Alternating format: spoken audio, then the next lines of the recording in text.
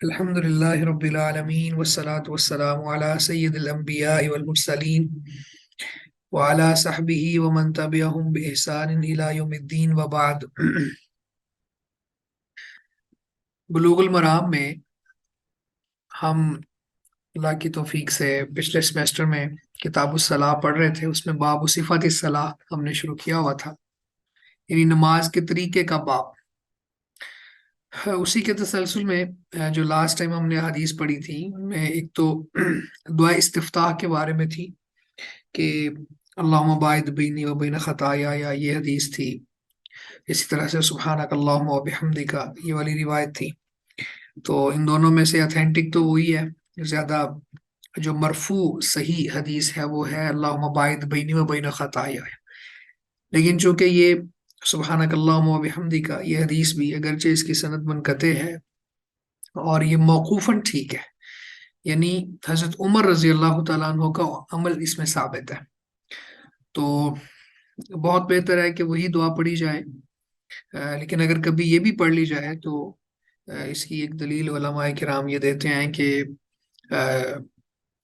خلفائے راشدین میں سے ہیں جن کی اتباع کرنے کا اللہ کے نبی صلی اللہ علیہ وسلم نے حکم دیا ہے، اور یہ کوئی شرعی احکامات سے متصادم بھی نہیں ہے. تو یعنی کچھ نہ کچھ اس کی اصل موجود ہے. تو برحال یہ حدیث تھی. اسی طرح استعاذہ کا مسئلہ ہم انشاءاللہ بھی پڑھیں گے. یہ آگے دیکھیں وَنَحْوُهُ عَنْ أَبِي سَعِيدٍ مَرْفُوعًا عِنْدَ الْخَمْسَةِ وَفِيهِ، اور اسی طرح ابو سعید خدری رضی اللہ تعالیٰ عنہ سے مرفوع حدیث میں ہے عند الخمسہ، پانچوں نے بیان کیا ہے. وفیہ، اور اس میں یہ ہے وکان یقول، اور آپ کہا کرتے تھے بعد التکبیر، تکبیر کے بعد، اعوذ باللہ السمیع العلیم من الشیطان الرجیم من حمزہ ونفخہ ونفثہ. اے اللہ، میں پناہ مانگتا ہوں اس اللہ کے ساتھ جو سننے والا ہے، جو بہت جاننے والا ہے. پناہ کس سے مانگ رہا ہوں؟ شیطان مردود سے.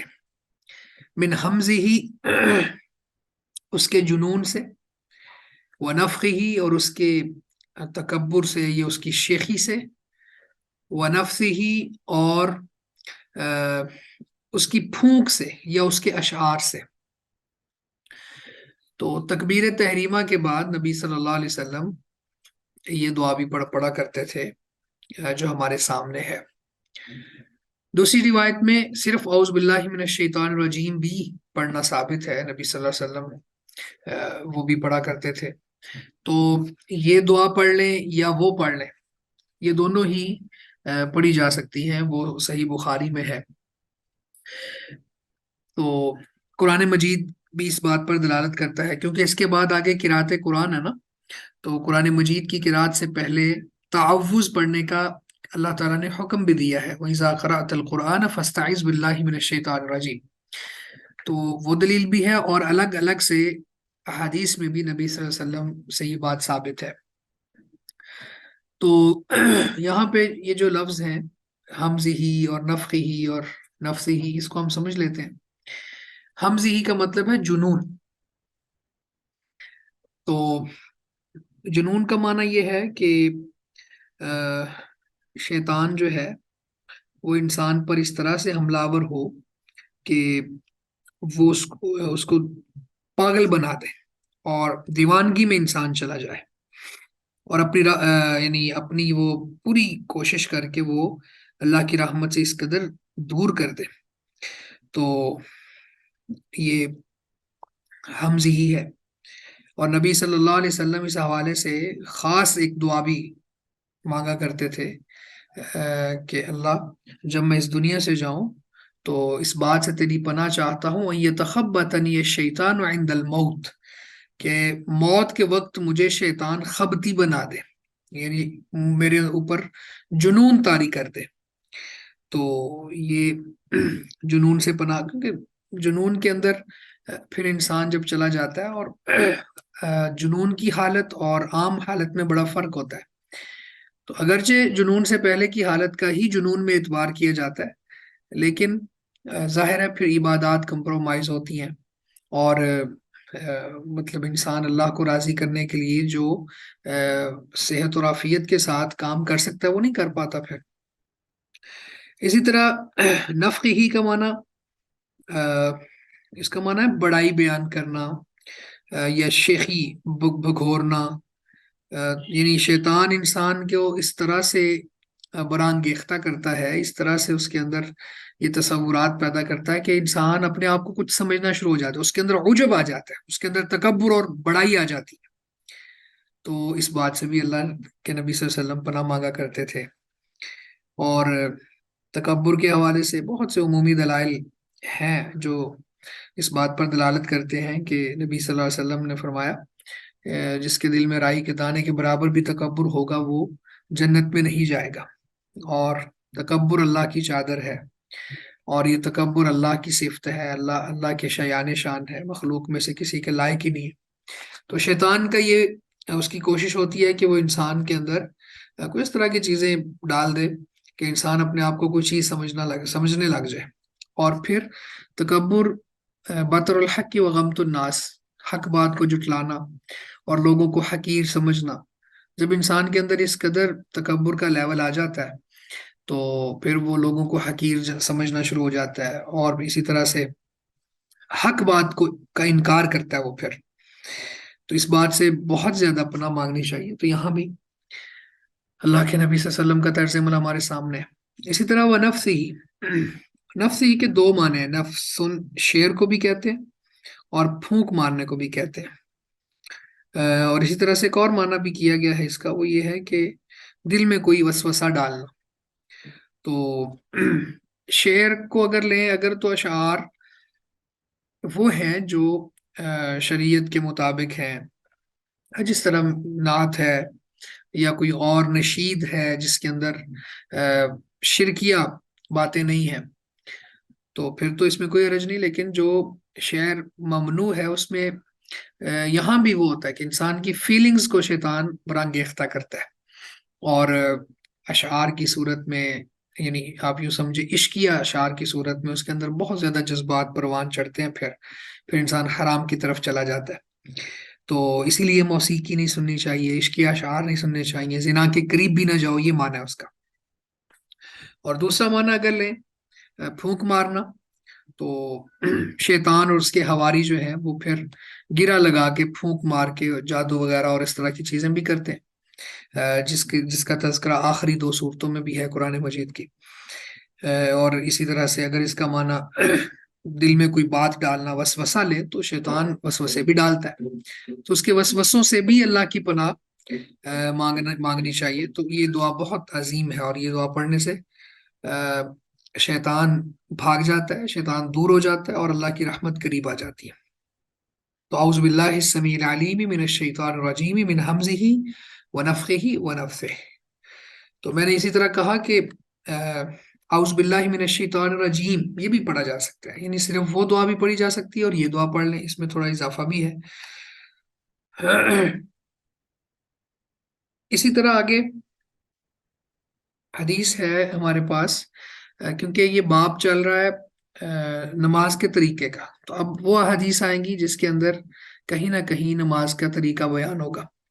اس سے پہلے یہ بات سمجھ لینا بہت ضروری ہے کہ اگر یہ مطالبہ کیا جائے کہ ایک ہی حدیث ہمارے سامنے لاؤ اور اس کے اندر ہی پورا طریقہ موجود ہو نماز کا، ہر اس نماز کی باریکی اور مکمل، یعنی اس کا جو شریعت نے طریقہ دیا ہے وہ ایک ہی روایت میں ہو، تو یہ مطالبہ غلط ہے۔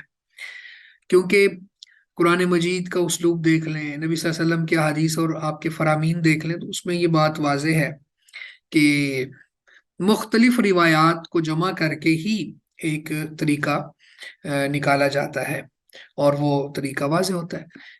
تو نبی صلی اللہ علیہ وسلم یہ کوئی اچھا، یہ اس میں انشاءاللہ ہم بات کریں گے، یہ اس لیے ہے کہ تاکہ چیزیں راسخ ہو جائیں دل میں۔ اللہ رب العزت نے قرآن مجید میں بھی فرمایا نا کہ ہم کذالک لنثبت بہ فؤادک، ایسا بھی ممکن تھا کہ جملۃ واحدہ، یعنی ایک ہی بین الدفتین کتاب ہوتی اور جبریل امین آ کے، یعنی اگر ہم اس کو مزید اس طرح دیکھیں کہ پیک کر کے خوبصورت انداز میں ایک سیرمنی ہوتی ہے، ایک تقریب ہوتی ہے، اور وہ کتاب آ کے اللہ کے رسول کو سونپ دی جاتی، کیونکہ یہ کتاب لوح محفوظ میں تو پوری پڑی ہوئی تھی نا، لیکن اللہ فرماتے ہیں کہ ہم یہ تھوڑی تھوڑی کر کے نازل کرتے ہیں تاکہ آپ کے دل کو مضبوط کر دیں اور یہ راسخ ہو جائے۔ تو اسی طرح حدیث کا بھی طرز عمل ہے، ایک ہی حدیث میں سب کچھ نہیں ملے گا۔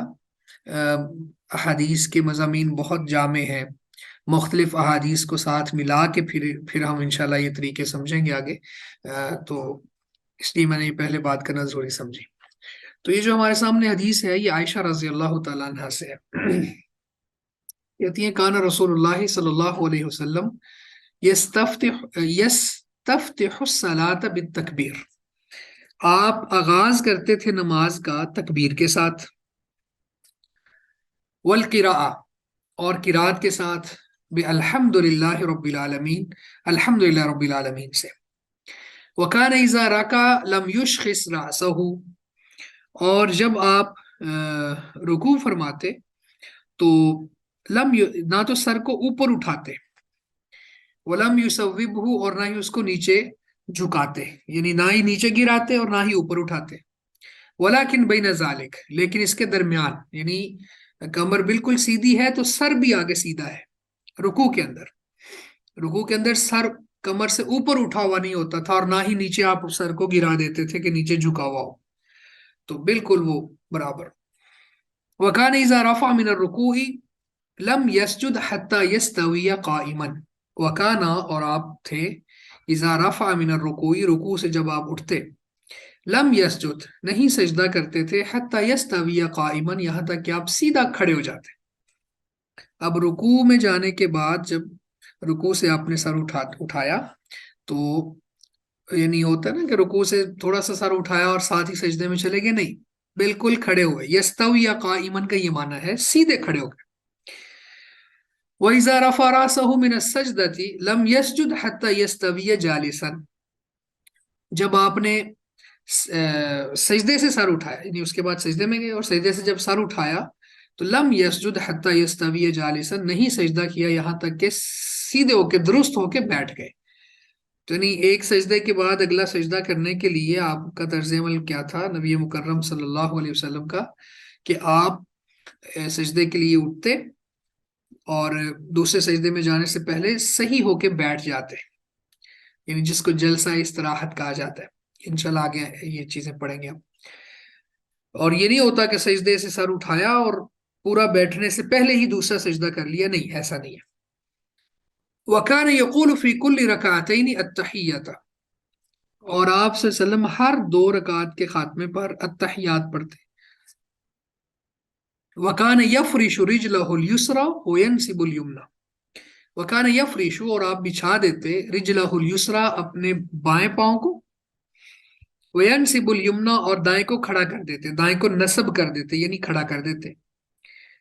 وَكَانَ يَنْهَى عَنْ عُقْبَةِ الشَّيْطَانِ، اور آپ نے عقبۃ الشیطان سے منع کیا ہے۔ عقبۃ الشیطان کی وضاحت ہم کرتے ہیں اب انشاءاللہ۔ عقبۃ الشیطان سے منع فرماتے آپ۔ وَيَنْهَى أَنْ يَفْتَرِشَ الرَّجُلُ ذِرَاعَيْهِ افْتِرَاشَ السَّبْعِ، وَيَنْهَى اور آپ منع فرماتے تھے، أَنْ يَفْتَرِشَ الرَّجُلُ یہ کہ بچھائے آدمی، ذِرَاعَيْهِ اپنے دونوں بازوؤں کو، افتراش السبع درندے کی طرح بچھانا، درندے کی طرح بچھانے سے اللہ کے نبی صلی اللہ علیہ وسلم منع فرماتے۔ وَكَانَ يَخْتِمُ الصَّلَاةَ بِالتَّسْلِيمِ اور آپ نماز کو ختم کرتے سلام پھیرنے کے ساتھ۔ اب اخرجہ مسلم، صحیح مسلم میں یہ روایت موجود ہے، وَلَهُ عِلَّةٌ اور اس میں ایک علت بھی ہے، اس روایت میں علت یہ ہے کہ یہ چونکہ عائشہ رضی اللہ تعالیٰ عنہ کی حدیث ہے تو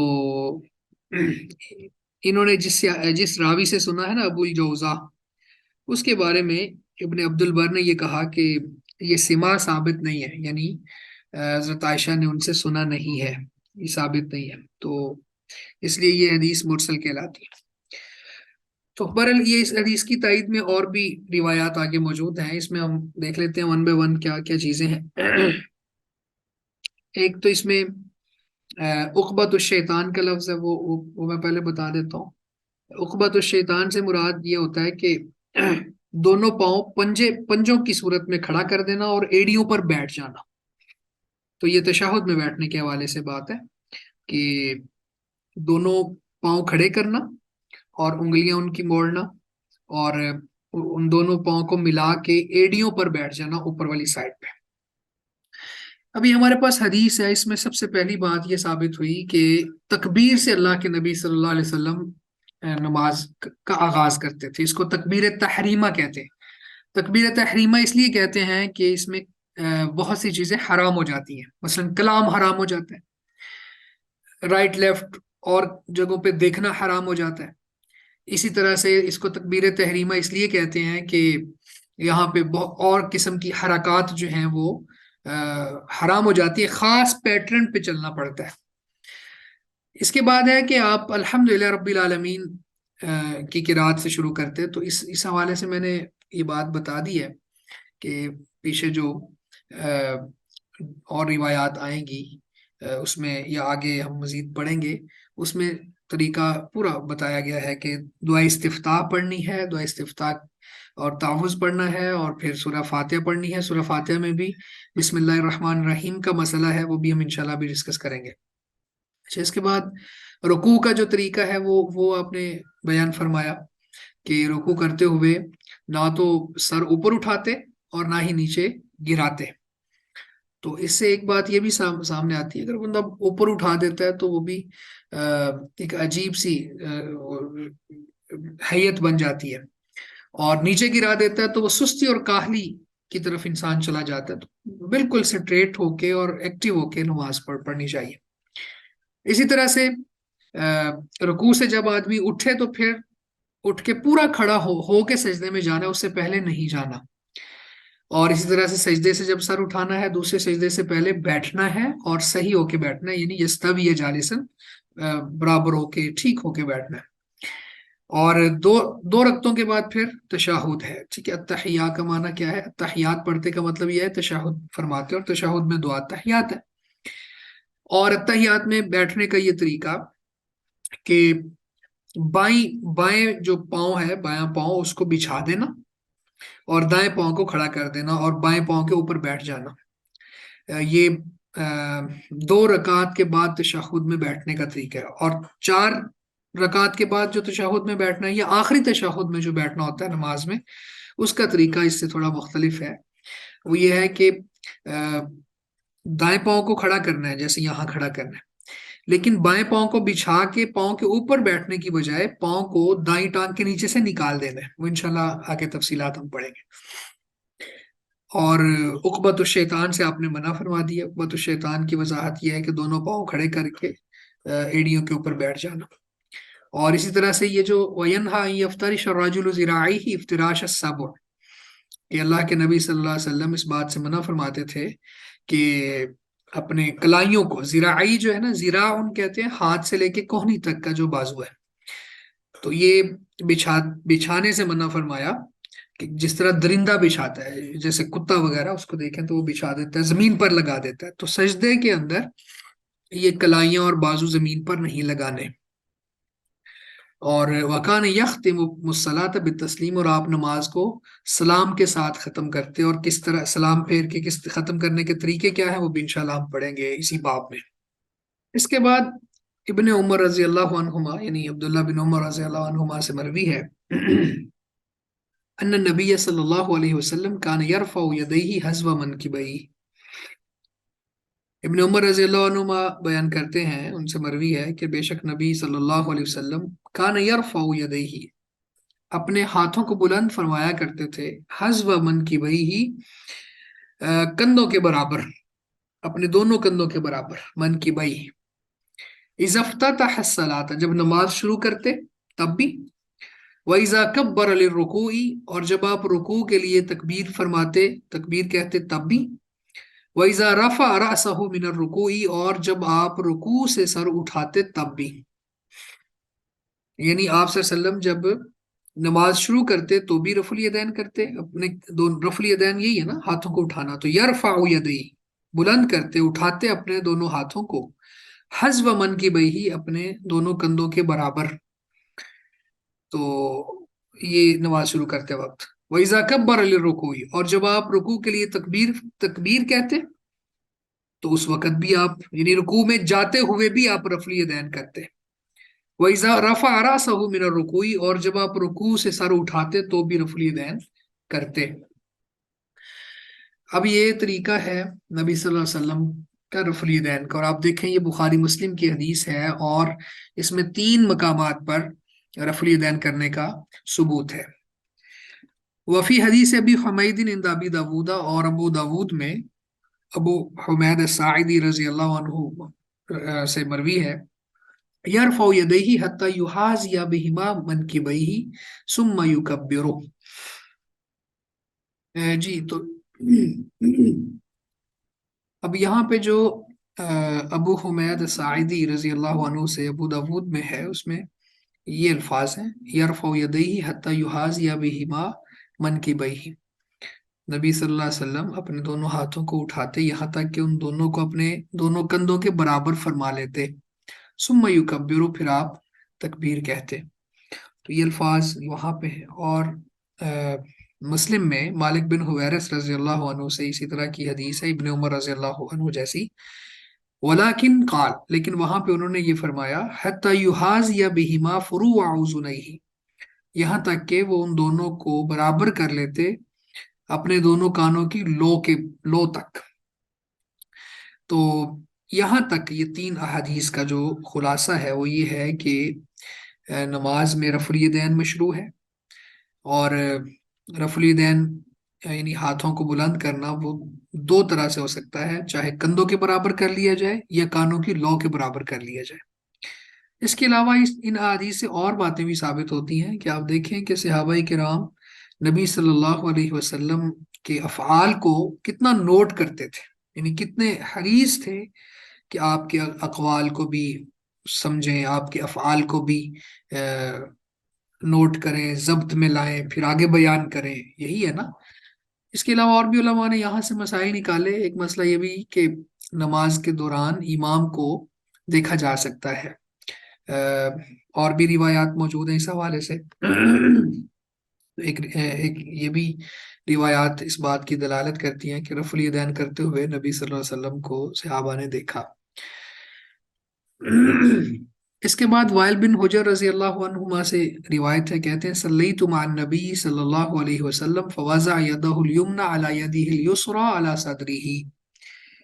کہتے ہیں کہ میں نے نبی صلی اللہ علیہ وسلم کے پیچھے نماز پڑھی، وہ فوضع یدہ الیمنی، بس آپ نے رکھا اپنے دائیں ہاتھ کو، علی یدہ الیسری، اپنے بائیں ہاتھ پر، علی صدرہ، اپنے سینے پر. اب یہاں پہ یہ مسئلہ ہے کہ ہاتھ کہاں باندھے جائیں. تو ایک تو یہ ابن خزیمہ کی حدیث، اخرجہ ابن خزیمہ، یہ حدیث ہمارے سامنے ہے وائل بن حجر کی، کہ اس میں بالکل صراحت کے ساتھ نبی صلی اللہ علیہ وسلم یہ بات ارشاد فرما رہے ہیں. وائل بن حجر ارشاد فرما رہے ہیں کہ میں نے نبی صلی اللہ علیہ وسلم کو دیکھا کہ آپ نے دائیں ہاتھ کو بائیں ہاتھ پر اپنے سینے پر رکھا. اسی طرح کی روایات اور جگہوں پہ بھی موجود ہیں، اس میں سنن کبریٰ بہقی میں بھی ہے، اسی طرح سے سنن ابی داود میں بھی ہے، وہاں بھی یہ بات موجود ہے. تو اب یہ واضح ہے مسئلہ نماز میں ہاتھ کہاں باندھنا ہے. تو کچھ لوگ جو ہیں وہ اس میں پھر اس کو ڈیفرینشیٹ کرتے ہیں. وہ کہتے ہیں جی کہ نہیں، ہاتھ ناف کے نیچے باندھنا چاہیے. ان کے پاس دلیل کوئی نہیں ہے، دلیل ان کے پاس یہی ہے صرف، وہ کہتے ہیں جی کہ شہوات وہاں ہوتی ہیں. تو یہ بالکل حدیث جو ہے یعنی ان کی جو دلیل ہے وہ حدیث کے منافی ہے. اسی طرح ایک بات اور بھی شروع میں کرنا چاہتا تھا، رہ گئی ہے، وہ یہ کہ مرد اور عورت کی نماز میں فرق کے حوالے سے بڑے مسائل ہیں. اب یہاں پہ جیسے احناف کے ہاں مرد جو ہے وہ ہاتھ ناف کے نیچے باندھے گا تو عورت سینے پہ باندھے گی، تو عورت کے سینے پہ ہاتھ باندھنے کی دلیل یہی حدیث وہ لیتے ہیں. لیکن مرد کے لیے پھر وہ مختلف توجیحات کرتے ہیں. تو نبی صلی اللہ علیہ وسلم نے جب یہ فرما دیا کہ سلو کما رأیتمونی اصلی، اس طرح نماز پڑھو جس طرح مجھے نماز پڑھتے ہوئے دیکھتے ہو، تو اور آپ نے کوئی اس میں فرق نہیں کیا. جب نبی صلی اللہ علیہ وسلم نے فرق نہیں فرمایا تو پھر بعد کے لوگ جو ہیں ان کو بھی اس بات کا خیال رکھنا چاہیے کہ فرق نہیں کرنا چاہیے. اگر فرق موجود ہوتا تو اللہ کے رسول بیان فرماتے، اور آپ سے زیادہ کس کو پتا تھا؟ آپ پر تو وہی نازل ہوتی تھی۔ اگر کوئی اس طرح کا مسئلہ تھا کہ مرد اور عورت کی نماز میں فرق ہے، تو پھر آپ نے وہ صراحت کے ساتھ بیان فرما دیا ہونا تھا۔ تو بہرحال یہ بات بھی ذہن نشین رکھنی چاہیے ہمیں کہ مرد اور عورت کی نماز میں فرق نہیں ہے، خاص طور پہ یہاں بھی کیا جاتا ہے۔ تو مرد ہو یا عورت، وہ اس حدیث کی روشنی میں اپنے ہاتھوں کو سینے پہ رکھے گی۔ اور اسی طرح سے ہاتھ باندھنے کے 3 طریقے ہیں۔ اس حدیث میں ہے کہ یدہ الیمنا علی یدہ الیسری، یعنی ہاتھ کو ہاتھ پہ رکھے، دائیں ہاتھ کو بائیں ہاتھ کے اوپر رکھے۔ دوسرا طریقہ یہ ہے کہ دائیں ہاتھ کو بائیں ہاتھ کی کلائی پر رکھے، یعنی کلائی اور ہاتھ کا جو جوائنٹ ہے وہاں رکھے۔ اور تیسرا طریقہ یہ ہے کہ دائیں ہاتھ کو بائیں ہاتھ کی کلائی پر رکھ لے۔ تو یہ تینوں طریقے ہی مشروع ہیں اور نبی صلی اللہ علیہ وسلم سے ثابت ہے۔ اس کے بعد نماز میں قرات کے حوالے سے فاتحہ کا مسئلہ ہے، اس کو بھی ہم دیکھ لیتے ہیں۔ وان عبادۃ بن صامت رضی اللہ عنہ قال قال رسول اللہ صلی اللہ علیہ وسلم، عبادہ بن صامت کہتے ہیں کہ رسول اللہ صلی اللہ علیہ وسلم نے فرمایا، لا صلاۃ لمن لم یقرأ بأم القرآن، اس کی نماز نہیں ہے جو ام القرآن نہیں پڑھتا۔ یہ بخاری مسلم کی روایت ہے۔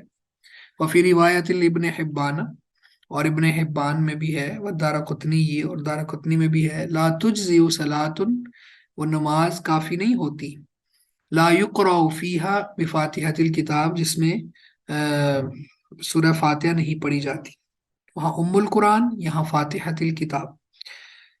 وفی اخرى لأحمد وابی داود والترمذی وابن حبان، اور اس کے علاوہ مسند احمد میں، سنن ابی داود میں، جامع ترمذی میں اور ابن حبان میں یہ بات موجود ہے، لعلکم تقرؤون خلف امامکم، کہ نبی صلی اللہ علیہ وسلم پر ایک دفعہ قرات مشکل ہو گئی، تو آپ نے نماز کے بعد، سلام پھیرنے کے بعد صحابہ سے پوچھا، لعلکم تقرؤون خلف امامکم، شاید تم امام کے پیچھے پڑھتے ہو۔ قلنا نعم، تو صحابہ نے کہا جی ہم پڑھتے ہیں۔ قالا، تو آپ نے فرمایا، لا تفعلوا الا بفاتحۃ الکتاب، ایسا نہ کرو، ہاں سورہ فاتحہ پڑھ لیا کرو، فإنہ لا صلاۃ لمن لم یقرأ بها، پس بے شک جو اس کی قرات نہیں کرتا اس کی نماز نہیں ہے۔ اب یہاں پہ ایک بات تو یہ ہے کہ سورہ فاتحہ کے مختلف نام ہیں، اس میں ایک ام القرآن بھی ہے، اور بھی مختلف نام ہے سورہ فاتحہ کے۔ فاتحۃ الکتاب بھی ہے، فاتحہ بھی اس لیے کہا جاتا ہے کہ قرآن مجید کا یہ مقدمہ پریفیس ہے، اور یہ سورت شفا بھی ہے۔ سورہ فاتحہ کی بہت سی فضیلتیں ہیں، ان میں سے ایک فضیلت یہ ہے کہ اس کے بغیر نماز نہیں ہوتی۔ آپ دیکھیں یہاں پہ کتنی صراحت کے ساتھ نبی مکرم صلی اللہ علیہ وسلم نے یہ بات ارشاد فرمائی ہے کہ اس شخص کی نماز ہی نہیں ہے جو سورہ فاتحہ نہیں پڑھتا۔ اور پھر آپ یہ دیکھیں کہ اس حوالے سے خواہ وہ امام ہو، خواہ وہ مقتدی ہو، منفرد ہو، اکیلا ہو، ٹھیک ہے، یا کسی جماعت کے ساتھ ہو، جیسے بھی ہو، ہر بندے کو ہر رکعت میں سورہ فاتحہ پڑھنے کا حکم ہے۔ اچھا، یہاں پہ امام کے پیچھے ہوں تو کیا کریں؟ آپ دیکھ لیں، یہاں پہ رسول اللہ صلی اللہ علیہ وسلم نے بھی استثناء دے دیا سورہ فاتحہ کو۔ آپ نے فرمایا کہ لا تفعلوا الا بفاتحۃ الکتاب فإنہ لا صلاۃ لمن لم یقرأ بها، کہ فاتحۃ الکتاب پڑھ لیا کرو، اس کے علاوہ میرے پیچھے نہ پڑھا کرو۔ اسی طرح ابو ہریرہ رضی اللہ تعالیٰ عنہ سے صحابی نے پوچھا کہ جب ہم امام کے پیچھے ہوں تو پھر کیا کریں سورہ فاتحہ کے حوالے سے؟ تو حضرت ابو ہریرہ رضی اللہ تعالیٰ عنہ نے بھی یہی فرمایا تھا، اقرا بہا فی نفسک، کہ اس کو اپنے نفس میں پڑھ لو، یعنی آہستہ آواز میں پڑھ لو، لیکن پڑھنی ضرور ہے، اس کو پڑھے بنا کوئی چارہ نہیں۔ اور آپ دیکھیں کہ اللہ تعالیٰ جواب دیتے ہیں، سورہ فاتحہ جب نماز میں پڑھی جاتی ہے تو ہر آیت کا اللہ تعالیٰ جواب دیتے ہیں، تو وہ بھی اس کی فضیلت میں ہے۔ لیکن یہاں پہ تو فضیلت نہیں ہے بلکہ حکم ہے کہ اس کے بغیر نماز نہیں ہوتی۔ تو سورہ فاتحہ کی بہت زیادہ اہمیت ہے نماز کے حوالے سے۔ یہ ہمارے پاس حدیث ہے آگے. اب سورہ فاتحہ پڑھنی ہے تو اس سے پہلے بسم اللہ الرحمن الرحیم بھی تو پڑھنی ہے کہ نہیں پڑھنی. تو اس حوالے سے ایک بات یہ ذہن نشین ہو کہ سورہ فاتحہ کے ساتھ جو بسم اللہ الرحمن الرحیم پڑھنی ضرور ہے، لیکن یہ جہرن بھی پڑھی جا سکتی ہے اور سرن بھی یعنی آہستہ آواز میں بھی پڑھی جا سکتی ہے اور اونچی آواز میں بھی پڑھی جا سکتی ہے. یعنی امام جب جماعت کروا رہا ہے، امامت کروا رہا ہے، تو اس وقت تو اس کے پاس اختیار ہوتا ہے، تو وہ الحمدللہ رب العالمین سے قرات شروع کر لے اونچی آواز میں، یا بسم اللہ الرحمن الرحیم کو اونچی آواز میں پڑھ لے، تو دونوں طرح ہی یہ درست ہے. اب اصل میں اس میں اختلاف اس بات پہ ہے کہ بسم اللہ الرحمن الرحیم جو ہے یہ سورہ فاتحہ کا حصہ ہے یا نہیں ہے، یعنی اس کا جز ہے یا نہیں. تو اس حوالے سے یہ بات بھی نوٹ کر لیں، کیونکہ کوئز وغیرہ بھی اس کا آ سکتا ہے. وہ یہ ہے کہ بسم اللہ الرحمن الرحیم سورہ نمل میں تو بالاتفاق آیت ہے. سورہ نمل میں بسم اللہ الرحمن الرحیم آیت کے اندر ہے، اور وہ جو خط کا تذکرہ ہے ملکہ وہ بلقیس وغیرہ اور اس طرح کی، اس میں بسم اللہ الرحمن الرحیم وہاں پہ تو سورہ نمل کا حصہ ہے. اس پر کسی کا اختلاف نہیں ہے، سب کا اتفاق ہے. لیکن اس کے علاوہ جو ہر صورت کے شروع میں آئی بسم اللہ الرحمن الرحیم، یہ ہر صورت کا جز ہے یا نہیں ہے، اس حوالے سے اختلاف ہے. اور صحیح بات یہ ہے کہ سورہ توبہ کے علاوہ یہ بسم اللہ الرحمن الرحیم ہر صورت کا جز ہے، ہر صورت کا حصہ ہے. کیونکہ نبی اکرم صلی اللہ علیہ وسلم کے حوالے سے ابن عباس رضی اللہ عنہما فرماتے ہیں کہ ایک صورت سے دوسری صورت کو الگ جو ہونا ہوتا تھا اور آپ پہچانتے تھے، وہ بسم اللہ الرحمن الرحیم کے نزول کے وقت تھا. تو یہ کلمہ فصل بھی ہے، دو صورتوں کے درمیان فرق کرنے کے لیے بھی ہے، اور ہر صورت کا جز بھی ہے. بہرحال اس میں اختلاف بھی ہے، لیکن میں نے کہا سورہ نمل کا حصہ ہے. تو یہاں پہ انس رضی اللہ تعالیٰ عنہ کی حدیث ہے ہمارے پاس، ان النبی صلی اللہ علیہ وسلم و ابا بکر و عمر کانوا یفتتحون الصلاۃ بالحمد للہ رب العالمین، کہ نبی صلی اللہ علیہ وسلم بھی، ابو بکر بھی، عمر بھی رضی اللہ عنہما یہ نماز کا آغاز کرتے تھے الحمدللہ رب العالمین سے. یعنی جماعت جب کروا رہے ہوتے اس سے پہلے تعوذ، تسمیہ وغیرہ اور یہ دعا استفتاح وغیرہ یہ سری آواز میں پڑھ لیتے، اور اس کے بعد پھر جہرن یہ پڑھتے الحمدللہ رب العالمین، یعنی یہاں سے آگے سورہ فاتحہ اونچی آواز میں پڑھتے. زیادہ مسلم میں یہ اضافہ ہے، لا یذکرون بسم اللہ الرحمن الرحیم، وہ بسم اللہ الرحمن الرحیم نہیں پڑھتے تھے فی اول قراءۃ ولا فی آخرها، نہ شروع میں نہ آخر میں. وفی روایت لاحمد والنسائی وابن خزیمہ لا یجہرون بسم اللہ الرحمن الرحیم، کہ وہ بسم اللہ الرحمن الرحیم جو ہے یہ جہری نہیں پڑھتے تھے. لا یجہرون جہری سے مراد ہے اونچی آواز میں نہیں پڑھتے تھے. وفی اخرى لابن خزیمہ کانوا یسرون، اور دوسری روایت ابن خزیمہ میں اس میں یہ ہے کہ کانوا یسرون، کہ وہ آہستہ پڑھتے تھے. وعلى هذا يحمل النفي في روایت مسلم خلافا لمن علها، وعلى هذا يحمل النفي، اسی پر محمول کی جائے گی نفی. فی روایت مسلم میں جو نفی ہے یہ ہے نا لا یذکرون، اس نفی کو محمول کیا جائے گا سری پر. یعنی یہ نہیں کہا جائے گا کہ وہ پڑھتے ہی نہیں تھے، بلکہ پڑھتے تھے لیکن وہ سری آواز میں پڑھتے تھے، یعنی آہستہ آواز میں پڑھتے تھے. خلافا لمن اللہ، ان کے خلاف جس نے اس کو کہا ہے کہ اس میں علت ہے. یعنی جنہوں نے مسلم کی روایت کے حوالے سے کہا کہ اس میں کوئی علت ہے، وہ علت والی بات کو نہیں مانا جائے گا، بلکہ یہ کہا جائے گا کہ وہ جو نفی ہے وہ سری پر محمول کی جائے گی، یعنی آہستہ آواز میں پڑھنے کے حوالے سے اس کو دیکھ لیا. تو یہاں پہ بسم اللہ الرحمن الرحیم کے حوالے سے مختلف اوپینینز بھی ہیں، جیسے میں نے یہ بات بتا دی کہ اس کے حوالے سے یہ بات تو کنفرم ہے کہ سورہ نمل کی آیت ہے، باقی اختلاف ہے، اور اس میں بھی راجع بات یہ ہے کہ یہ ہر صورت کا جز ہے، اسی طرح سورہ فاتحہ کا بھی حصہ ہے. تو اصل میں امام شافعی رحمہ اللہ جو ہیں وہ بسم اللہ کو سورہ فاتحہ کا جز ہی مانتے ہیں، لیکن امام احمد کے نزدیک یہ بسم اللہ سورہ فاتحہ کا جز نہیں ہے. تو وہ کہتے ہیں کہ جس طرح دوسرے اذکار کو سرن پڑھا جائے گا، اسی طرح اس کو بھی سرن ہی پڑھا جائے گا، یعنی آہستہ آواز میں ہی پڑھا جائے گا. تو لیکن اس کے حوالے سے جو میں نے پہلے بات کر دی ہے، وہ سنن نسائی وغیرہ میں اور ابن خزیمہ میں روایات موجود ہیں کہ اس کو آہستہ بھی پڑھا جا سکتا ہے اور اونچی آواز میں بھی پڑھا جا سکتا ہے۔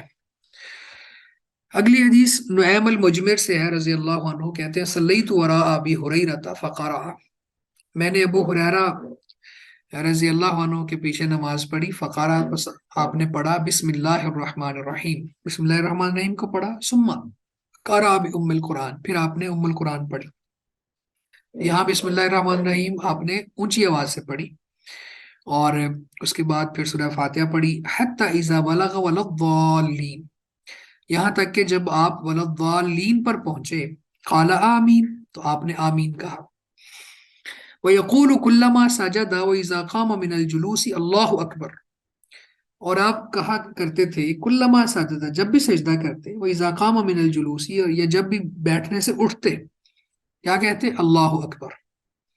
ثم يقول اذا سلم، پھر جب آپ نے سلام پھیرا تو فرمایا، والذی نفسی بیدہ، اس ذات کی قسم جس کے ہاتھ میں میری جان ہے، انی لاشبہکم صلاۃ برسول اللہ صلی اللہ علیہ وسلم، بے شک میں تم میں سے نبی صلی اللہ علیہ وسلم کی نماز کے ساتھ زیادہ مشابہ ہوں، یعنی میری نماز نبی صلی اللہ علیہ وسلم کی نماز کے ساتھ تم لوگوں میں سے زیادہ مشابت رکھتی ہے، یعنی میں زیادہ مشابت رکھنے والا ہوں نماز کے اعتبار سے اللہ کے رسول کے ساتھ صلی اللہ علیہ وسلم۔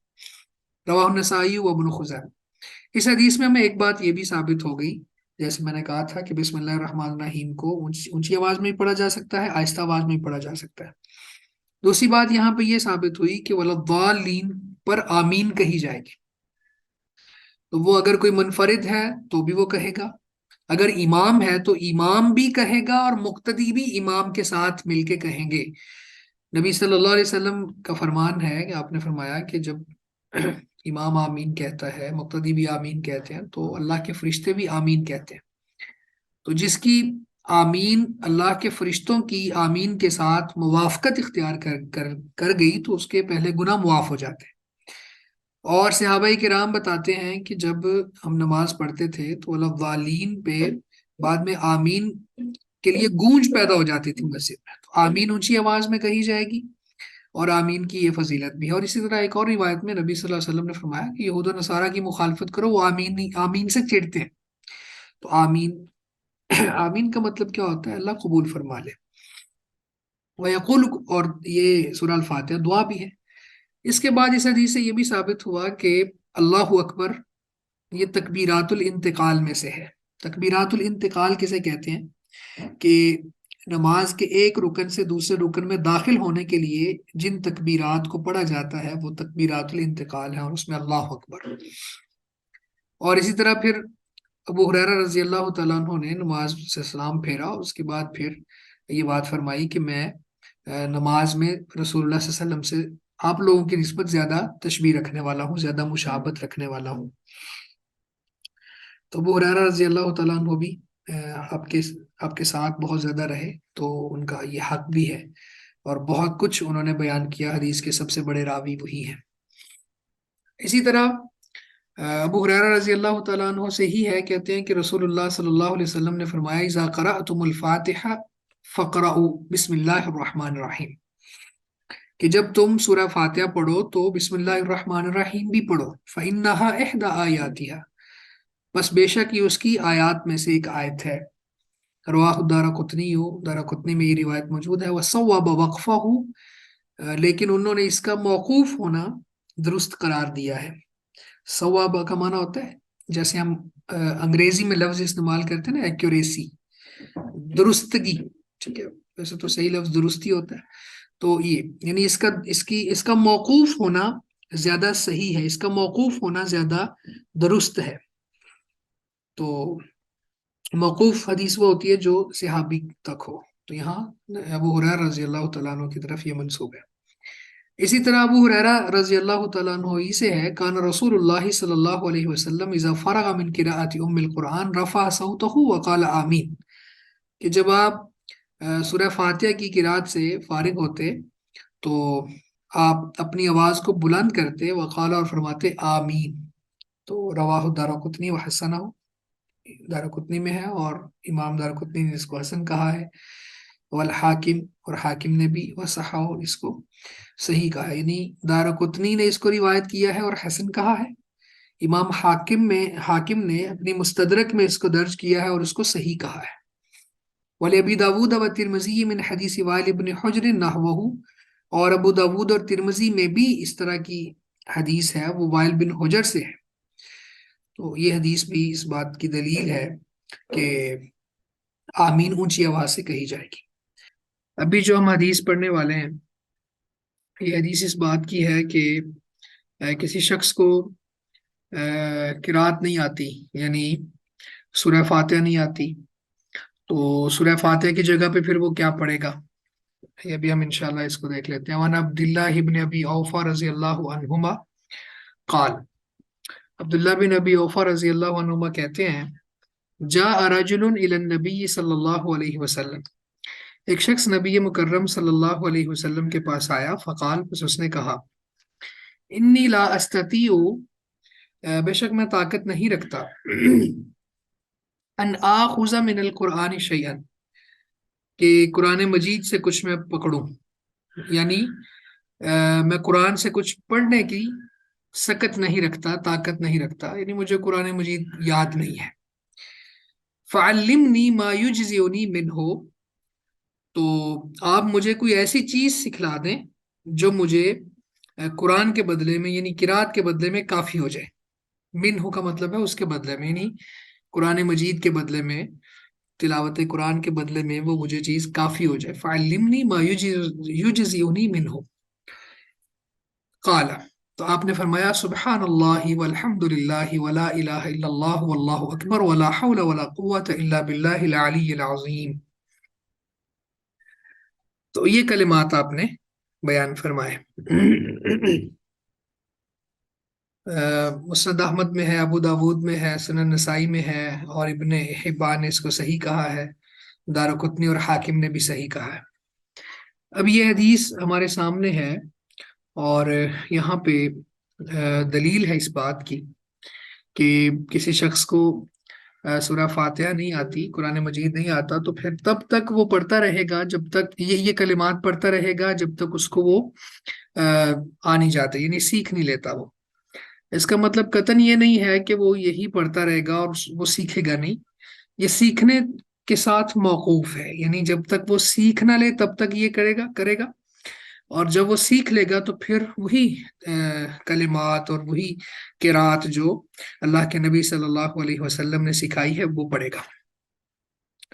اب یہاں پہ یہ جو کلمات ہیں، ان کلمات کی بہت زیادہ فضیلت ہے، یعنی یہاں تو نماز میں قرآن مجید کے بدلے میں یہ کفایت کر رہے ہیں، لیکن اس کے علاوہ بھی ہمیں یہ کلمات پڑھنے کا معمول بنا لینا چاہیے۔ سبحان اللہ والحمد للہ ولا الہ الا اللہ واللہ اکبر ولا حول ولا قوۃ الا باللہ العلی العظیم۔ اسی طرح ہی، بالکل ایسے ہی یہ کلمات، اور اس سے پہلے یہ دعا لگا لی جائے، لا الہ الا اللہ وحدہ لا شریک لہ لہ الملک ولہ الحمد وہو علی کل شیء قدیر، اور آگے یہ کلمات۔ تو نبی صلی اللہ علیہ وسلم کا فرمان ہے کہ رات کو کسی شخص کی آنکھ کھلے، وہ بیدار ہو، تو پھر وہ یہ دعا پڑھ لے۔ میں پڑھ دیتا ہوں، لا الہ الا اللہ وحدہ لا شریک لہ لہ الملک ولہ الحمد وہو علی کل شیء قدیر، سبحان اللہ والحمد للہ ولا الہ الا اللہ واللہ اکبر ولا حول ولا قوۃ الا باللہ العلی العظیم۔ یہ پڑھنے کے بعد پھر وہ یہ کہے، رب اغفر لی، اے اللہ مجھے معاف کر دے، اے میرے رب مجھے معاف کر دے۔ تو نبی صلی اللہ علیہ وسلم نے فرمایا اللہ تعالیٰ اس کی دعا قبول کرتا ہے، اس کے گناہ معاف کر دیتا ہے۔ اور فرمایا کہ اگر کوئی شخص یہ کلمات، یہ دعا پڑھنے کے بعد اٹھے، وضو کرے اور نماز پڑھے، تو اس کی نماز بھی قبول ہوگی، کنفرم ہے کہ اس کی نماز بھی قبول ہوگی۔ اور فرمایا کہ کوئی شخص یہ کلمات پڑھنے کے بعد اللہ سے کوئی سوال کرے، کوئی دعا مانگے، تو اللہ تعالیٰ اس کو وہ چیز بھی دے دے گا، اس کی دعا بھی قبول ہوگی۔ استغفار کی دعا کرے تو اللہ تعالیٰ گناہ معاف کر دے گا، کوئی اور دعا کرے وہ بھی قبول ہوگی، اور وضو کرے، نماز پڑھے تو نماز بھی قبول ہوگی، یعنی اتنے عظیم کلمات ہیں یہ۔ اس کے علاوہ سبحان اللہ، الحمد للہ، لا الہ الا اللہ، اللہ اکبر، ان کلمات کے حوالے سے نبی صلی اللہ علیہ وسلم نے بہت سے فضائل بیان کیے ہیں. جو بندہ 100 مرتبہ یہ کلمات پڑھ لیتا ہے تو 100 تیار گھوڑے اللہ کے راستے میں مجاہدین کو صدقہ کرنے کا ثواب ملتا ہے، اور 100 اونٹ اللہ کے راستے میں نحر کرنے کا ثواب ملتا ہے. اور اسی طرح سے یہ کلمات جب جب پڑھے جاتے ہیں تب تب بطور صدقہ اس کے نامہ اعمال میں لکھے جاتے ہیں. ان کلمات کو پڑھنے کی وجہ سے تہجد میں کاہلی سستی ختم ہو جاتی ہے. یہ میں وہ سمرائز کر رہا ہوں حدیث میں جو فضائل ہیں. اور سب سے زیادہ جو امیزنگ حدیث ہے ان کلمات کی فضیلت میں جو مجھے لگتی ہے وہ یہ ہے کہ نبی صلی اللہ علیہ وسلم نے فرمایا کہ جو بندہ یہ کلمات پڑھتا ہے تو اللہ ان کلمات کو شہد کی مکھیوں کی طرح جسم عطا کرتے ہیں، اور انہیں کی آواز کی طرح ان کی بنبناہٹ ہوتی ہے، اور یہ اللہ کے عرش کے اوپر جا کے ارد گرد چکر لگاتے ہیں یہ کلمات، اور اپنے پڑھنے والے کو یاد کرتے ہیں، اس کا نام لیتے ہیں وہاں.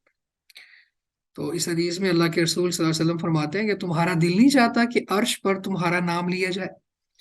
تو یہ اب دیکھیں کتنے فضائل ہیں اس کے. اور اسی طرح لا حول ولا قوت الا باللہ، یہ تو جنت کے خزانوں میں سے خزانہ ہے. تو بہرحال یہ عمومی فضائل ہیں ان کلمات کے. تو ہمیں اپنی روزمرہ کی روٹین میں ان کلمات کو شامل کرنا ہوگا. اور فضول جو ہم بات کرتے ہیں، کلام کرتے ہیں، گفت و شنید کرتے ہیں، یا پھر اپنے اوقات کو برباد کرتے ہیں، تو اس کی جگہ پہ ہمیں یہ کلمات پڑھنے چاہیے. اور یہاں پہ جو حدیث بیان ہوئی ہے اس میں یہ مسئلہ ڈسکس کیا جا رہا ہے. رسول اللہ صلی اللہ علیہ وسلم کے حوالے سے عبداللہ بن ابی اوفا کہتے ہیں کہ ایک شخص نے آ کے یہ کہا کہ مجھے قرآن یاد نہیں ہے، تو مجھے کوئی ایسے کلمات سکھا دیں کہ جو اس کی طرف سے کفایت کر جائے، یعنی قرآن کی جگہ پہ پڑھ لوں، سورہ فاتحہ کی جگہ پہ پڑھ لوں. تو نبی مکرم صلی اللہ علیہ وسلم نے یہ کلمات پھر سکھائے. اسی طرح آگے نبی صلی اللہ علیہ وسلم کی قرات کتنی تھی یہ بھی ہم دیکھ لیتے ہیں. ابو قتادہ رضی اللہ عنہ کہتے ہیں کہ رسول اللہ صلی اللہ علیہ وسلم نے ہمیں نماز پڑھائی. فَيَقْرَأُ فِي الظُّهْرِ وَالْعَصْرِ فِي تو آپ صلی اللہ علیہ وسلم نے ہمیں نماز پڑھائی. فَيَقْرَأُ فِي الظُّهْرِ وَالْعَصْرِ فِي الرَّكْعَتَيْنِ الْأُولَيَيْنِ تو آپ نے ظہر عصر کی پہلی 2 رکعتوں میں بفاتحۃ الکتاب و سورتین، سورہ فاتحہ پڑھی اور 2 سورتیں اور ملائیں ساتھ. وَيُسْمِعُنَ الْآيَةَ احیانا، اور آپ ہمیں سنا دیتے تھے ایک آیت احیانا کبھی کبھار. وَيُطَوِّلُ الرَّكْعَةَ الْأُولَى، اور پہلی رکعت کو آپ نے لمبا کیا. وَيَقْرَأُ فِي الْأُخْرَيَيْنِ بِفَاتِحَةِ الْكِتَابِ، اور آپ نے دوسری 2 رکعتوں میں فاتحۃ الکتاب پڑھی. یعنی آپ ذرا یہ دیکھیں کہ اس حدیث میں ظہر اور عصر کے حوالے سے میری آواز آ رہی ہے آپ کو؟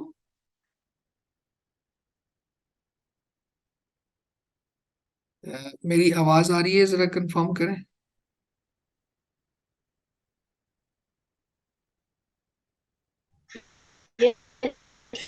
جی ٹھیک ہے. جی سر آ رہی ہے. تو رسول اللہ صلی اللہ علیہ وسلم کی ظہر عصر کی جو رکعات تھی، پہلی 2 رکعتیں بھی اور آخری 2 رکعتیں، اس کے حوالے سے جو اندازہ تھا اور اس میں قرات کی کیفیت ہے وہ بیان کی جا رہی ہے اس حدیث میں کہ ظہر اور عصر کی پہلی 2 رکعتوں میں اللہ کے رسول صلی اللہ علیہ وسلم سورہ فاتحہ پڑھتے اور 2 سورتیں پڑھتے. اور وَيُسْمِعُنَ الْآيَةَ أَحْيَانًا، اور صحابی کہتے ہیں کہ آپ ہمیں کبھی کبھی ایک آیت سنا دیتے، یعنی تھوڑا سا اونچی پڑھ لیتے. وَيُطَوِّلُ الرَّكْعَةَ الْأُولَى، تو پہلی رکعت لمبی کرتے، یعنی جو سب سے پہلی رکعت ہے وہ لمبی کرتے، اس کے بعد کی رکعت اس سے تھوڑا کم، لیکن پہلی 2 رکعتوں میں سورہ فاتحہ کے بعد ایک سورت بھی لاتے. وَيَقْرَأُ فِي الْأُخْرَيَيْنِ بِفَاتِحَةِ الْكِتَابِ، اور آخری 2 رکعات میں اللہ کے رسول صلی اللہ علیہ وسلم سورہ فاتحہ پڑھتے. اب یہاں پہ ظہر اور عصر کی نماز کی رکعات کے حوالے سے اور آپ کی قرات کے حوالے سے بات ہے.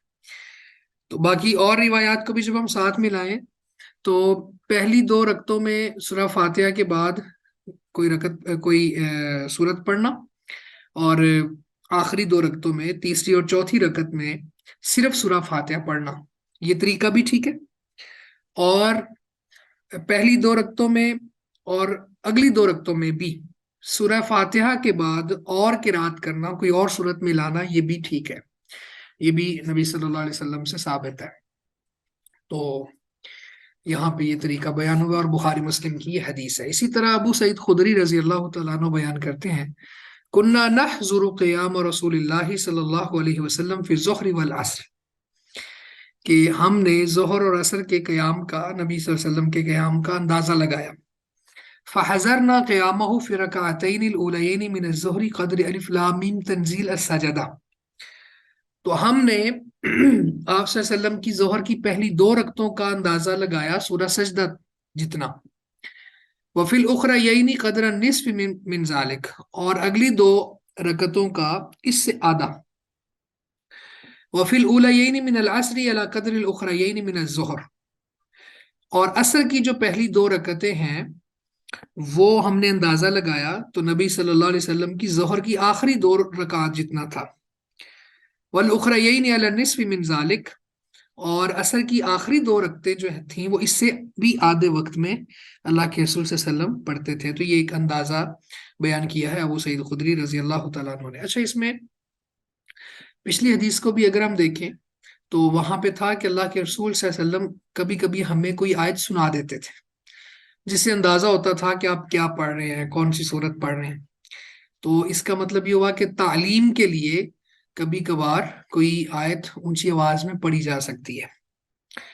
دوسری حدیث میں آپ دیکھیں کہ صحابہ کرام رضوان اللہ علیہ مجمعین کا قرآن مجید کے ساتھ شغف اور دین کے ساتھ تعلق اتنا گہرا تھا کہ اندازہ لگاتے ہوئے کوئی دنیاوی بات نہیں کر رہے، بلکہ قرآن مجید کی صورتوں کا حوالہ دے رہے۔ تو یہ صحابہ کرام تھے، اور یہ ان کی تربیت تھی کہ وہ اس طرح سے کرتے ہیں۔ تو بہرحال یہاں پہ یہ ہے کہ ظہر کی رکعات کو اللہ کے رسول صلی اللہ علیہ وسلم تھوڑا لمبا پڑھتے، عصر کی رکعات کو تھوڑا کم پڑھتے، اور پہلی دو رکعات کو ظہر کی اور عصر کی یہ اگلی دو رکعات کی نسبت ذرا طویل پڑھا کرتے تھے۔ اگلی حدیث میں سلیمان بن یسار رضی اللہ تعالی عنہ سے مروی ہے، اس میں ہمیں عشاء اور مغرب کے اندر اور فجر کے اندر نمازوں میں نبی صلی اللہ علیہ وسلم کی قرات کی مقدار معلوم ہوگی۔ سلیمان بن یسار رضی اللہ عنہ کہتے ہیں کہ رسول اللہ صلی اللہ علیہ وسلم نے کے حوالے سے وہ کہتے ہیں کہ کانا فلان یطیل الاولیین من الظہر ویخفف العصر، فلاں آدمی جو ہے وہ ظہر کی پہلی دو رکعات کو لمبا کرتا، ویخفف العصر، اور عصر کی رکعات کو ہلکا پڑھتا، ویقرأ فی المغرب بقصار المفصل، اور اس نے وہ پڑھا کرتا تھا مغرب میں قصار مفصل۔ یہ بھی ہم انشاءاللہ صورتوں کی تفصیلات شیئر کرتے ہیں آپ سے۔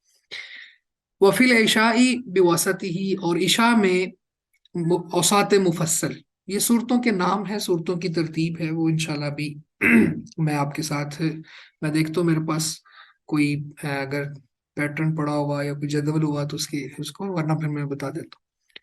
وفی الصبح بالطوالہ، اور صبح میں طوال مفصل۔ فقال ابو ہریرہ رضی اللہ تعالیٰ عنہ نے فرمایا، ما صلیت وراء احد اشبہ صلاۃ برسول اللہ، ما صلیت وراء احد، نہیں میں نے نماز پڑھی کسی ایک کے پیچھے بھی، اشبہ صلاۃ برسول اللہ من ھذا، کہ جو اس شخص سے زیادہ رسول اللہ صلی اللہ علیہ وسلم کے ساتھ نماز کے حوالے سے مشابہت رکھتی ہو۔ تو نبی صلی اللہ علیہ وسلم کی نماز جو ہے اس کے زیادہ مشابہ تھی اس بندے کی نماز جس کے ساتھ یہ پڑھا۔ وہ کون تھے؟ کانا فلان، وہ فلان کون تھے؟ اس حوالے سے نام کی تعیین جو ہے اس روایت میں تو نہیں ملتی، اس میں مختلف چیزیں پھر محدثین نے بیان کی ہیں، کہ بعض نے کہا کہ یہ نسیان ہے کہ نام بھول گئے، اور یعنی اس میں ابہام اور یہ چیزیں کوئی اتنی اہمیت کی حامل نہیں ہے، نام کی یہاں پہ کوئی اہمیت نہیں ہے کیونکہ صحابی کہہ رہے ہیں، اور مسئلہ یہاں سے ثابت ہوتا ہے۔ تو مسئلہ یہ ثابت ہوا کہ ظہر اور عصر کی نمازوں کی جو مقدار ہے وہ پچھلی روایت میں گزر چکی ہے کہ وہ کتنا پڑھنی ہے، لیکن آگے مغرب، عشاء اور صبح میں جو پڑھنی ہے وہ کہ سارے مفصل مغرب میں، اور اوساط مفصل عشاء میں، اور طوال مفصل جو ہے یہ صبح میں پڑھنی ہے۔ میں یہاں سے دیکھ لوں، میرے پاس وہ چارٹ ہوگا وہ میں آپ کے ساتھ شیئر کرتا ہوں۔ اچھا، یہ قرآن مجید کی صورتوں، جتنی بھی صورتیں ہیں ان کو 4 طرح سے کیٹیگرائز کیا گیا ہے۔ اس میں ایک ہے طوال، اسی طرح سے معون، مسانی اور مفصل۔ طوال جو ہے 7 لمبی صورتوں کو کہتے ہیں، جیسے البقرہ، آل عمران، النساء وغیرہ۔ معون وہ صورتیں جن کی آیات کی تعداد تقریباً 100 کے قریب قریب ہے۔ مئتن جو ہے یہ 100 کو کہتے ہیں، تو معون سے یہ 100 کے راؤنڈ اباؤٹ، 100 کے، 100 کے راؤنڈ اباؤٹ جن کی تعداد ہے آیات کی۔ مسانی وہ صورتیں جن کی آیات کی تعداد 200 کے قریب ہے۔ مفصل یہ جو اس حدیث میں جو ہم پڑھ رہے ہیں، آپ یہ دیکھیں کہ سارے مفصل ہے، اوساط مفصل ہے، اور طوال مفصل ہے۔ اب یہ دیکھیں نا، پہلے جملے میں یہ ہے وَيَقْرَأُ فِي الْمَغْرِبِ بِقِصَارِ الْمُفَصَّلِ، تو مغرب میں کسارے مفصل پڑھتے۔ وفی العشاء بوسطی ہی، اب ہی کی ضمیر جو ہے نا یہ لوٹ رہی ہے مفصل کی طرف، تو عشاء میں اوساط مفصل، اور صبح میں طوالی ہی، یہ بھی ضمیر اسی کی طرف لوٹ رہی ہے مفصل کی طرف کہ اس کے طوال، تو طویل سے یہ ابھی آگے دیکھ لیں۔ تو مفصل یہاں سے یہ پوائنٹ ہمارا۔ تو مفصل جو ہے یہ سورۃ الحجرات سے لے کے آخر قرآن تک کی سب صورتوں کو مفصل کہتے ہیں، یعنی سورہ حجرات، سورہ نمبر 49، وہاں سے لے کے سورہ الناس تک، یہ ساری صورتوں کو ایک بڑا جو عمومی نام ہے وہ مفصل دیا جاتا ہے۔ تو مفصل صورتوں کا مطلب یہ ہے جن صورتوں کے درمیان بسم اللہ الرحمن الرحیم کے ذریعے فصل کیا گیا ہو، فاصلہ کیا گیا ہو۔ ان کی کتنی قسمیں ہیں؟ یہ آگے وہ 3 قسمیں آ گئی ہیں جو بھی اس حدیث میں بھی بیان ہوئی ہیں۔ طوال مفصل، اوساط مفصل، قصار مفصل۔ طوال مفصل، یہ طوال کا معنی ہوتا ہے بڑا، بڑی صورتیں، یعنی مفصلات میں سے بڑی بڑی صورتیں، تو اس کا اطلاق ہوتا ہے سورہ قاف، یہ سورہ حجرات سے لے کے سورہ النبا تک۔ اوساط مفصل سورہ النبا سے لے کے سورہ اللیل تک، اور قصار مفصل یہ سورہ الضحیٰ سے لے کے آخری سورت تک، سورہ الناس تک، والضحیٰ سے لے کے الناس تک۔ تو یہ چیزیں میں آپ کے ساتھ انشاءاللہ شیئر بھی کر دوں گا، آپ اس کو دیکھ بھی لیجیے گا۔ تو اب ذرا یہ دیکھیں جو حدیث میں ہے،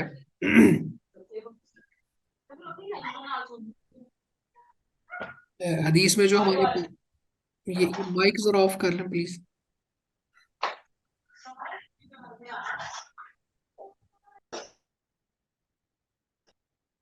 تو حدیث میں ہمارے پاس یہ ہے مغرب کے اندر قصار مفصل پڑھا کرتے تھے۔ تو قصار مفصل کیا ہے؟ والضحیٰ سے لے کے الناس تک، یہ دیکھیں قصار مفصل، یہ آخری جو ہے، اصل میں طوال اور سات قصار، یہ ترتیب ہے۔ تو مغرب، عشاء اور فجر، تو یہ یہاں سے اس میں قصار کے آگے مغرب لکھیں، اور سات کے آگے عشاء لکھیں، اور طوال کے آگے فجر لکھیں۔ تو سورہ ضحیٰ سے لے کے آخر تک یہ قصار مفصل ہو گیا۔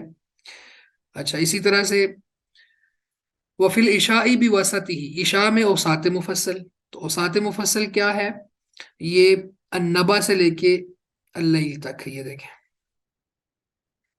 سورہ النبا سے لے کے سورۃ اللیل تک۔ اور اسی طرح سے فجر کی نماز میں جو آپ پڑھا کرتے تھے طوال مفصل، تو طوال مفصل کیا ہے؟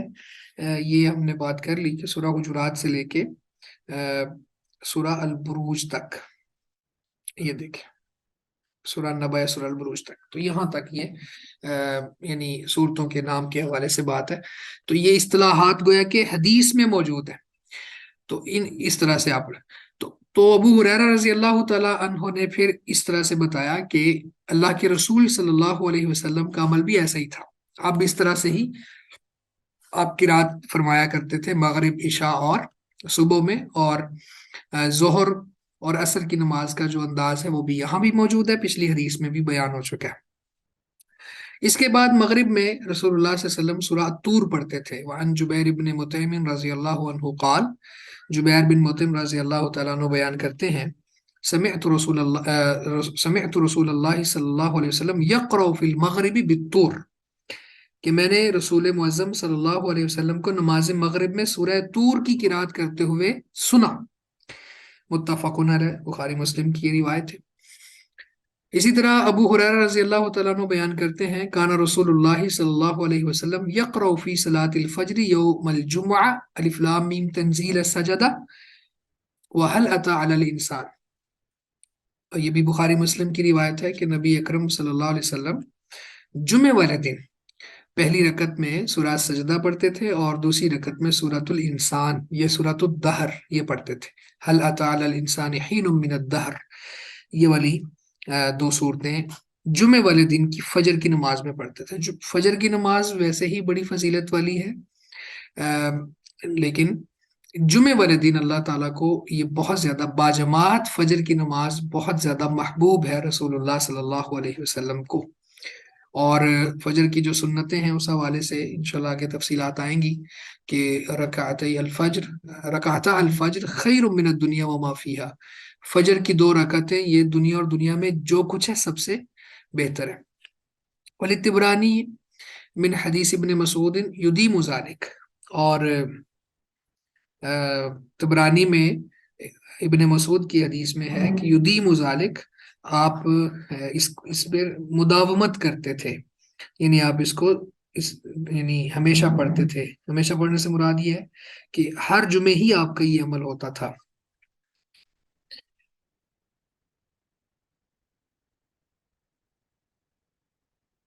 اچھا، اس میں خاص طور پہ یہ چیزیں دیکھ لیں، کوئز کے حوالے سے بھی یہ جو کیٹیگرائز کیا گیا ہے کہ جیسے یہ صورتوں کی بھی ہم نے بات کی، مفصلات کیا ہیں اور معون کیا ہیں، اور پھر اس کے حوالے سے مفصلات کی آگے 3 اقسام ہیں، اس کو خاص طور پہ یاد رکھیں۔ پھر اسی طرح سے یہ جو سورہ السجدہ اور سورہ دہر آپ پڑھتے تھے، فجر کی نماز میں پڑھتے تھے، جمعے والے دن پڑھتے تھے، یہ بھی یاد ہونا چاہیے۔ تو اس طرح کی چیزوں کو تھوڑا سا کوشش کیا کریں کہ اپنے اس پہ رجسٹر پہ نوٹ کر لیا کریں، اور پھر آپ کے لیے وہ آسانی بھی رہے گی انشاءاللہ۔ اس کے بعد ہمارے پاس حدیث ہے، جس حدیث میں یہ ہے کہ نبی صلی اللہ علیہ وسلم قرآن مجید کی جو تلاوت کرتے تھے نماز میں، وہ تدبر کے ساتھ کرتے تھے، یعنی اس پر غور بھی کرتے تھے اور اس کو سمجھتے بھی تھے۔ یعنی قرآن مجید کو ایک ہے اس طرح سے پڑھنا کہ گزر جانا بس، دوسرا یہ ہے کہ قرآن مجید کو پڑھنا اور اس کو سمجھنا، اس کو فیل کرنا اور اس کا اثر لینا۔ تو یہ بھی حدیث ہم دیکھتے ہیں، حذیفہ رضی اللہ تعالیٰ عنہ کہتے ہیں، صلیت مع النبی صلی اللہ علیہ وسلم فما مرت به آیت رحمت الا وقف عندها يسأل۔ حذیفہ کہتے ہیں کہ میں نے نبی اکرم صلی اللہ علیہ وسلم کے پیچھے نماز پڑھی، ان کے ساتھ نماز پڑھی، فما مرت به آیت رحمت، بس نہیں گزرتی تھی ان سے رحمت کی آیت، الا وقف عندها يسأل، یہاں تک کہ آپ وہاں ٹھہرتے اور سوال کرتے، یعنی اللہ سے رحمت مانگتے۔ ولا آیت عذاب الا تعوذ منها، اور نہ ہی کوئی عذاب کی آیت مگر اس سے آپ پناہ مانگتے، تعوذ مانگتے، اس سے پناہ مانگتے۔ اخرجہ الخمسۃ وحسنہ الترمذی، یہ خمسہ کی جو یہ بلوغ المرام کا مقدمہ ہے وہاں پہ یہ تفصیلات گزر چکی ہیں کہ 5 محدثین نے اس کو بیان کیا ہے، اور جامع ترمذی، امام ترمذی نے اس کو حسن قرار دیا ہے۔ تو اس حدیث میں ہمارے پاس بہت سے، ایک بات تو جیسے میں نے شروع میں کہا نا کہ یعنی جو بھی قرآن مجید کی قرات کرنی ہے اس کو غور سے کرنی ہے، یعنی اس کو سمجھنا ہے، اس کو فیل کرنا ہے، تاکہ انسان کا کردار نکھر آئے اور اس آیت کا اثر بھی نظر آئے، ایک ایک آیت اگر اس انداز سے پڑھی جائے گی، سنی جائے گی، تو پھر وہ ایک آیت ہی انقلاب لانے کے لیے کافی ہے اور انسان کی زندگی کو بدل دیتی ہے. جس طرح آپ سب جانتے ہیں کہ فضیل بن ایاز کو قرآن مجید کی ایک آیت نے ہی وہ آیت تھی الم یأن للذین آمنوا ان تخشع قلوبہم لذکر اللہ. اس آیت کو سننے یعنی ایمان والوں پہ وہ وقت کب آئے گا کہ ان کے دل اللہ کے خوف سے لرز جائے. تو اس آیت نے فضیل بن ایاز کو، جو ایک بہت بڑا رابر تھا، ڈاکو تھا، اس کو عابد الحرمین بنا دیا اور پھر محدث بنا دیا. حدیث کی تشریحات میں ان کے اقوال نقل کیے جاتے ہیں.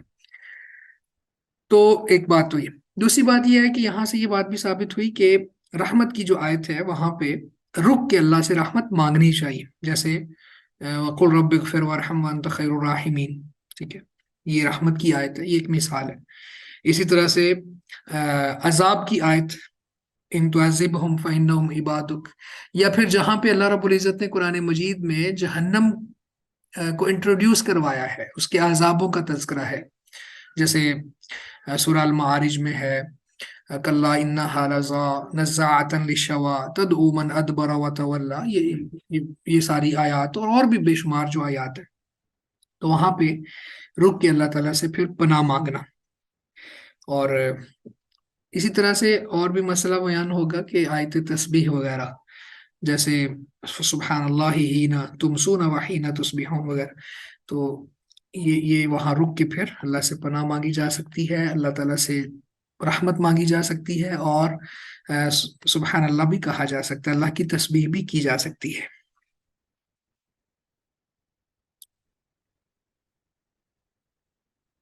اگلی حدیث جو ہمارے پاس ہے وہ عبداللہ بن عباس رضی اللہ عنہ سے ہے، عنہما سے ہے. کہتے ہیں کہ رسول اللہ صلی اللہ علیہ وسلم نے فرمایا الا وانی نہیت ان اقرأ القرآن راکعا او ساجدا.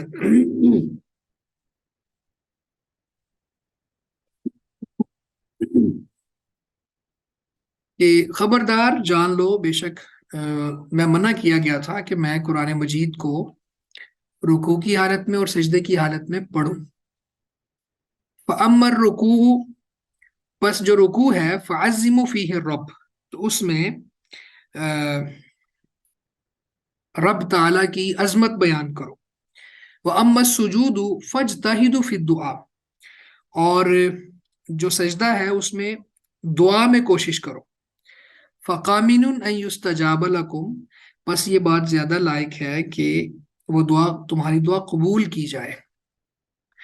تو یعنی یہ جو بات اللہ کے رسول صلی اللہ علیہ وسلم فرما رہے ہیں نا، مجھے منع کیا گیا ہے، تو منع کرنے والی ذات کون ہے؟ اللہ، خالق کائنات. اللہ نے منع کیا ہے مجھے کہ میں قرآن مجید کو رکوع اور سجدے کی حالت میں پڑھوں. ایک بات تو یہ ثابت ہو گئی کہ رکوع اور قیام کی رکوع اور سجدے کی حالت میں قرآن کی تلاوت ممنوع ہے.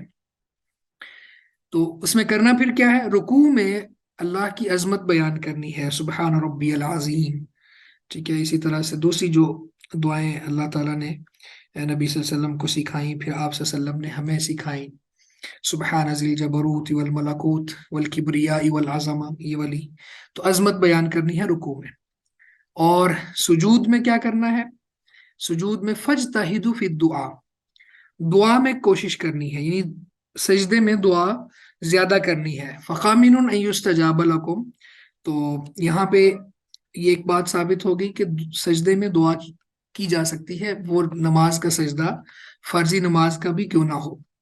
تو لیکن عربی زبان میں کی جائے گی. کوئی بھی دعا انسان کر سکتا ہے، قطع رحمی کی نہ ہو، ناجائز غلط چیز کی نہ ہو، اس کے علاوہ کوئی بھی دعا ہو وہ سجدے کی حالت میں کی جا سکتی ہے. اور سجدے کی کیفیت میں دعا کرنے والا، اس کو یہ ادراک ہونا چاہیے کہ رسول اللہ صلی اللہ علیہ وسلم نے فرمایا کہ یہاں پہ زیادہ لائق ہے کہ دعا قبول کی جائے، کیونکہ یہ بہت زیادہ ایک خشوع اور خضوع کی کیفیت ہوتی ہے. یہاں تک رکھتے ہیں انشاءاللہ.